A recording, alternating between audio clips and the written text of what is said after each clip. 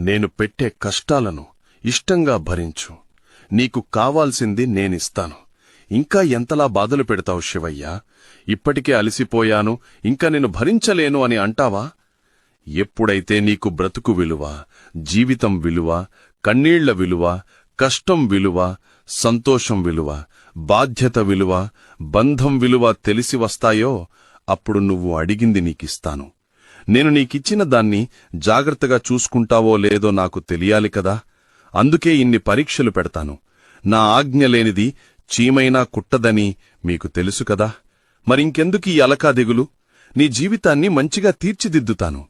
ఎప్పుడైతే నువ్వు అంతా నా తండ్రి శివయ్య చూసుకుంటాడు అని నా పైన నమ్మకం పెట్టుకుంటావో అప్పుడు నీ జీవితం మలుపు తిరగడం నువ్వే గమనిస్తావు. చివరిగా ఒక్క మాట, నేనున్నాను. అన్నీ మర్చిపో. సంతోషంగా ముందడుగు వెయ్యి. అంతా మంచే జరుగుతుంది. తథాస్తు. Download ShareChat.